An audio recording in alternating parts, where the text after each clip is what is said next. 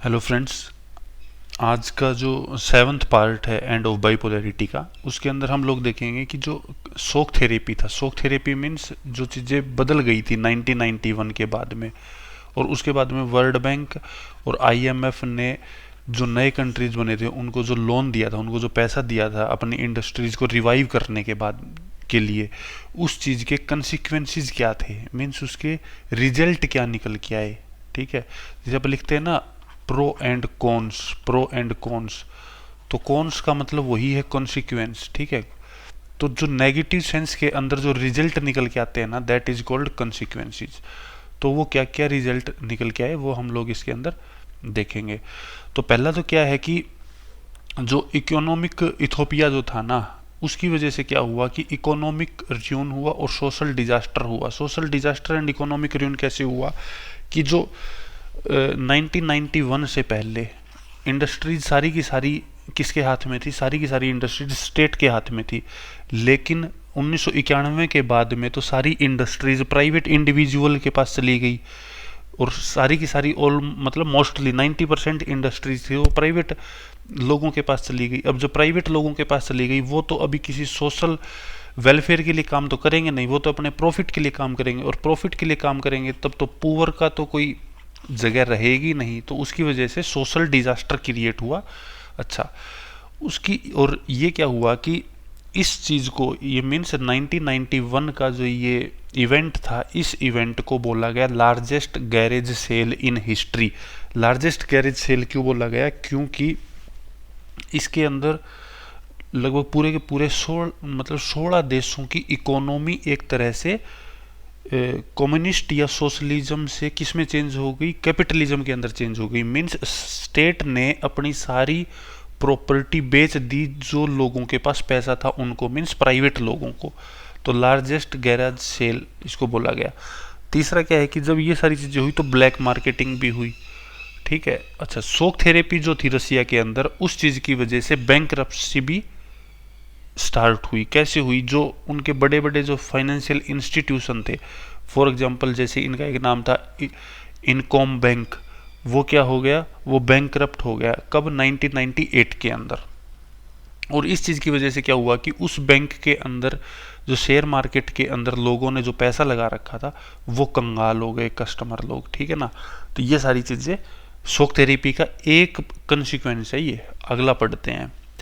तो इसके अंदर तुम्हें दो तीन वर्ड याद रखने: economic Ethiopia, economic ruin, social disaster, state control industries, largest garage sale in history. ठीक है, बाकी वीडियो के एंड में भी हम करेंगे। अच्छा, उसके बाद में क्या हुआ कि रूबेल्स डिवेल्युएशन। रूबेल्स डिवेल्युएशन का मतलब हाइपर इन्फ्लेशन हुआ। एक तो हाई मतलब महंगाई बहुत ही ज़्यादा बढ़ गई, और उसकी वजह से महंगाई बढ़ी तो जो लोगों ने अपने जो पैसे सेव कर रखे थे वो उनके पैसे उनके हाथ से निकल गए। ठीक है।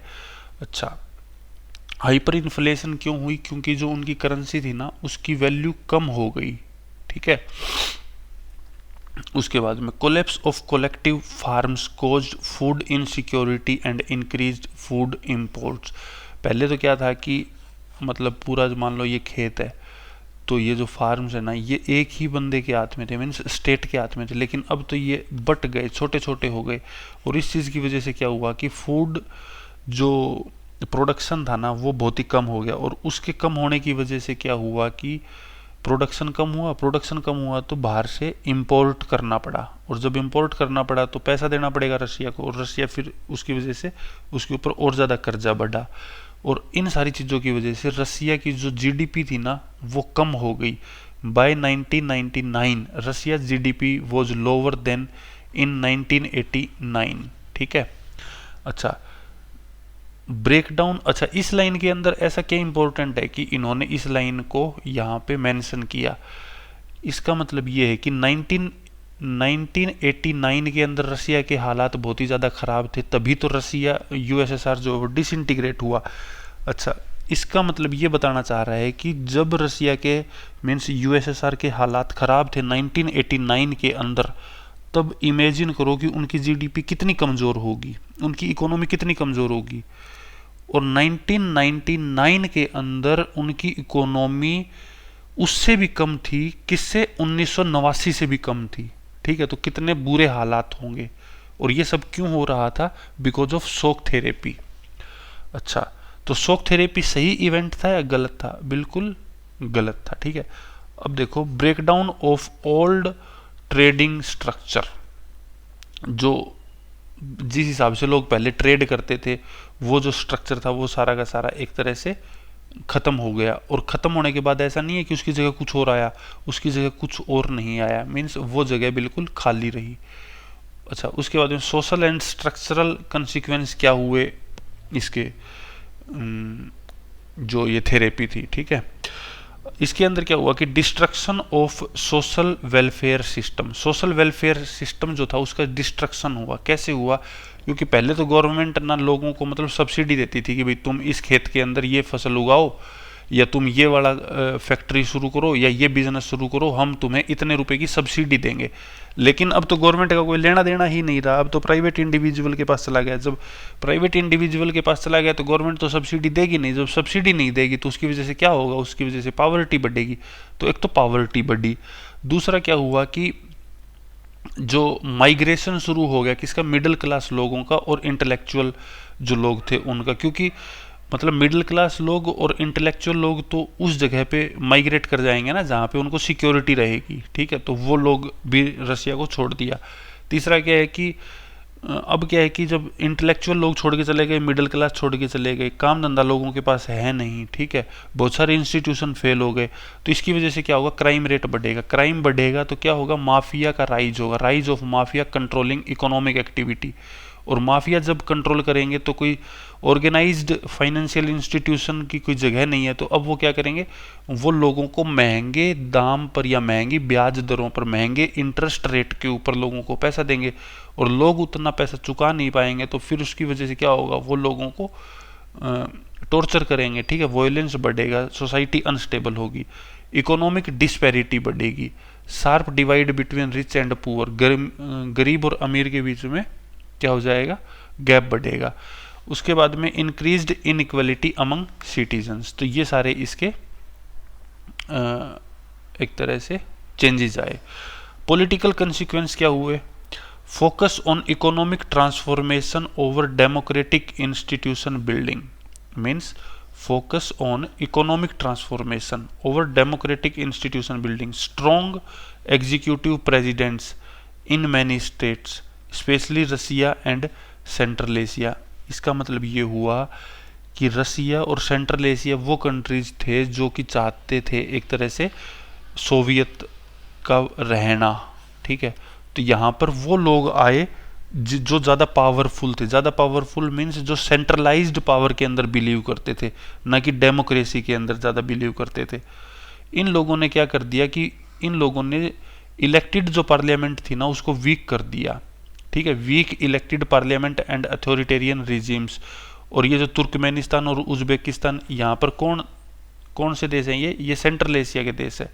जुडिशियल इंडिपेंडेंस थी ही नहीं, और जुडिशियल कल्चर भी एक तरह से खत्म हो गया। तो अल्टीमेटली क्या हुआ कि रसिया और सेंट्रल एशिया के 5 देश, तुर्कमेनिस्तान, उज्बेकिस्तान और ये जितने भी और भी देश हैं, ठीक है, तजाकिस्तान, इन सभी देशों के अंदर वो लोग आए जो कि पावरफुल थे।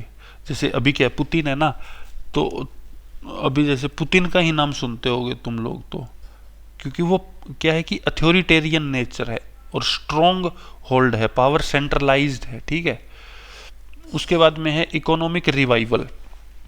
2000 के अंदर ना इकोनॉमिक रिवाइवल हुआ, उसी वजह से आज रसिया को रिसर्जेंट रसिया बोला जाता है। मीन्स रसिया दोबारा उठने की कोशिश कर रहा है।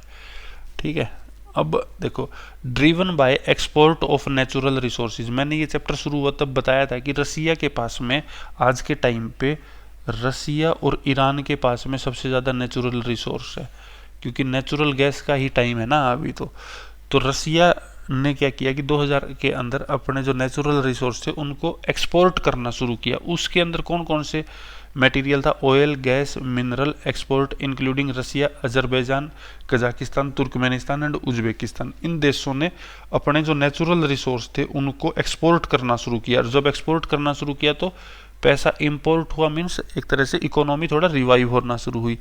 Oil pipeline brought rent revenue to transit countries. अब मतलब अपने कंट्रीज़ के अंदर से इन्होंने ऑयल पाइपलाइन बिछाई और दूसरे कंट्रीज़ को ऑयल भेजना शुरू किया, उसकी वजह से भी रेवेन्यू आया इन लोगों के पास में। तीसरा क्या है कि सम रिवाइवल ऑफ मैन्युफैक्चरिंग इंडस्ट्रीज, और मैन्युफैक्चरिंग मीन्स सेकेंडरी सेक्टर है ना, उसको इन लोगों ने बढ़ाया एक तरह से, उसके ऊपर ज़्यादा फोकस था मैन्युफैक्चरिंग के ऊपर। तो ये इसके कंसिक्वेंस थे। अब देखो इंपॉर्टेंट कीवर्ड, ये शॉक थेरेपी समझ आ गया होगा। स्टेट कंट्रोल इंडस्ट्रीज कौन सी थी, जिन सभी इंडस्ट्रीज के ऊपर, सभी रिसोर्सेज के ऊपर स्टेट का कंट्रोल था। लार्जेस्ट गैरेज सेल कब हुई, आफ्टर 1991, ठीक है, शॉक थेरेपी के ड्यूरेशन में। इसमें क्या हुआ, इसके अंदर गवर्नमेंट के जितनी भी होल्डिंग थी गवर्नमेंट ने उसको बेच दिया, और उसकी वजह से क्या हुआ, ब्लैक मार्केटिंग हुई और कम दाम के ऊपर गवर्नमेंट को बेचना पड़ा। रूबेल डीवैल्यूएशन कैसे हुई, कि जो करेंसी थी यूएसएसआर की उसकी वैल्यू गिर गई, ठीक है, उसकी वजह से क्या हुआ, इन्फ्लेशन बढ़ा, उसकी वजह से क्या हुआ, पॉवर्टी बढ़ी, उसकी वजह से क्या हुआ, सोशल स्ट्रक्चर है वो बिगड़ गया, सोशल वेलफेयर खत्म हो गया, माफियागिरी ज़्यादा बढ़ गई, ठीक है। मतलब जितने पॉइंट तुम बना सकते हो वो तुम्हें क्या करना है, कनेक्ट करना है चीज़ों को, ठीक है। हाइपर इन्फ्लेशन इसी की वजह से हुआ, हाइपर इन्फ्लेशन की वजह से क्या हुआ, जो कलेक्टिव फार्म थे ना वो खत्म हो गए, वो खत्म हो गए तो अभी छोटे छोटे लोगों के हिस्से में खेत आए, ठीक है। फूड इनसिक्योरिटी बढ़ी इसकी वजह से, इसकी वजह से क्या हुआ, सोशल वेलफेयर डिस्ट्रक्शन हुआ, इसकी वजह से क्या हुआ, इकोनॉमिक डिस्पैरिटी आई, अमीर गरीब के बीच में बढ़ा क्या, गैप, माफियागिरी बढ़ गई, क्योंकि इंटेलेक्चुअल और मिडिल क्लास लोग तो छोड़ के चले गए ना। अच्छा, सो फाइनेंशियल इंस्टीट्यूशन बहुत कम बच गए थे, ठीक है। Strong executive president like Putin, ठीक है। अच्छा, उसके बाद में authoritarian regime Putin, judicial independence Putin नहीं देगा किसी को, ठीक है। नेचुरल रिसोर्सेज एक्सपोर्ट, अब 2000 के बाद में रसिया ने नेचुरल रिसोर्सेज एक्सपोर्ट करना शुरू किया, उसकी वजह से उनका इकोनॉमिक रिवाइवल हुआ और उन्होंने ऑयल एंड गैस पाइपलाइन बिछाए।